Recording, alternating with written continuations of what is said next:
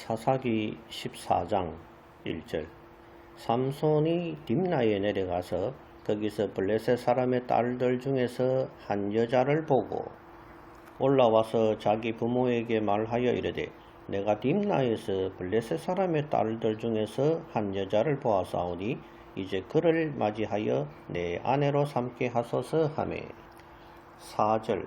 그때에 블레셋 사람이 이스라엘을 다스린 까닭에 삼손이 틈을 타서 블레셋 사람을 치려 함이었으나 그의 부모는 이 일이 여호와께로부터 나온 것인 줄은 알지 못하였더라. 5절. 삼손이 그의 부모와 함께 딥나에 내려가 딥나의 포도원에 이른즉 젊은 사자가 그를 보고 소리 지르는지라. 8절. 얼마 후에 삼손이 그 여자를 맞이하려고 다시 가다가 돌이켜 그 사자의 죽음을 본즉 사자의 몸에 벌떼와 꿀이 있는지라. 손으로 그 꿀을 떠서 걸어가며 먹고 그의 부모에게 이르러 그들에게 그것을 들여서 먹게 하였으나 그 꿀을 사자의 몸에서 떠왔다고는 알리지 아니하였더라.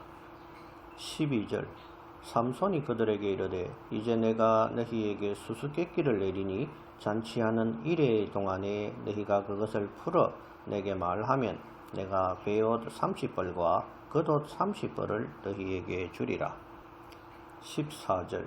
삼손이 그들에게 이르되, 먹는 자에게서 먹는 것이 나오고 강한 자에게서 단 것이 나왔느니라 하니라. 그들이 사흘이 되도록 수수께끼를 풀지 못하였더라. 15절. 일곱째 날에 이르러 그들이 삼손의 아내에게 이르되, 너는 너 남편을 꾀어 그 수수께끼를 우리에게 알려달라 하라. 그렇지 아니하면 너와 너 아버지의 집을 불사르리라. 너희가 우리의 소유를 빼앗고자 하여 우리를 청한 것이 아니냐? 그렇지 아니하냐? 하니. 18절. 일곱째 날 해지기 전에 성읍 사람들이 삼손에게 이르되, 무엇이 꿀보다 달겠으며 무엇이 사자보다 강하겠느냐 한지라. 삼손이 그들에게 이르되, 너희가 내 암송아지로 밭 갈지 아니하였더라면 내 수수께끼를 능히 풀지 못하였으리라 하니라. 19절. 여호와의 영이 삼손에게 갑자기 임하시매 삼손이 아스글론에 내려가서 그곳 사람 30명을 쳐 죽이고 노략하여 수수께끼 푼 자들에게 옷을 주고 심히 노하여 그의 아버지의 집으로 올라갔고, 삼손의 아내는 삼손의 친구였던 그의 친구에게 준 바 되었더라. 4절에는 삼손이 이방 여인을 아내로 취하고자 함이 블레셋을 징벌하기 위한 계략이었으며 이렇게 하는 것이 하나님께서도 원하시는 일인 것처럼 기록하고 있습니다. 하지만 모세의 율법을 통하여 주신 하나님의 뜻은 이방 여인과는 혼인을 하지 않는 것입니다. 이는 이방 여인이 섬기는 우상을 그 배우자가 섬기는 것을 우려해서 하신 말씀입니다. 각 개인의 경우에서도 이방인과의 혼인을 금하는 것이 하나님의 뜻이라면, 한 나라의 사사요 나시린이라면 당연히 그 하나님의 기본 뜻을 준행해야 옳은 것입니다. 에스라 선지자가 바벨론에서 돌아와 보니 스룹바벨 때에 1차로 귀환한 백성들 중에서 특별히 제사장들과 백성의 장로들이 선두가 되어서 이방 여인을 아내로 삼고 심지어 자녀를 낳은 사람들도 있었습니다. 이에 에스라가 수염을 뜯으며 애통해하며 질책하는 모습을 볼 수 있습니다.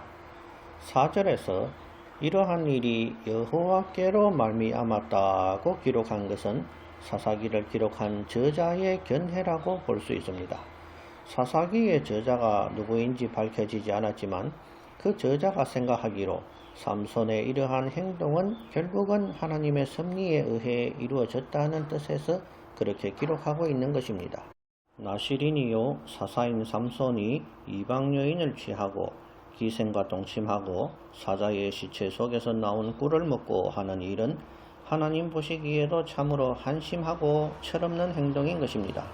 하지만 하나님은 이러한 제멋대로인 삼손의 방종을 통해서도 하나님의 구원의 섭리를 이루시는 모습을 삼손의 사건을 통해서 오늘날 우리가 배울 수는 있는 것입니다. 농부가 돼지를 새 우리로 옮겨가기 위해서 옛 우리에서 풀어놓으면 돼지는 제멋대로 달려갈 것입니다. 하지만 농부가 막대기로 돼지의 머리를 이리저리 조절하여 새 우리로 옮겨가는 것이지요. 이러할 때에 돼지가 지혜로워서 새 우리로 간 것은 아닌 것입니다. 위에 있는 농부의 뜻대로 일이 이루어진 것입니다. 이처럼 삼손의 경우도 마찬가지입니다. 방종한 삼손을 들어 필요한 하나님의 구원의 섭리가 이루어진 것입니다. 하나님은 심지어는 사나운 짐승들을 들어서도 하나님의 일을 이루시며 또 악한 나라 왕을 들어서도 하나님의 섭리를 이루시는 것입니다. 성경을 읽을 때에는 한 구절에 매이지 말고 전체를 보며 하나님의 참뜻이 무엇인가를 발견해 나가는 것이 중요합니다. 성경 요절에 국한되지 말고 성경 66권 전체를 배우면서 하나님의 섭리를 발견해 나가기 위한 설교가 바로 대하설교인 것입니다.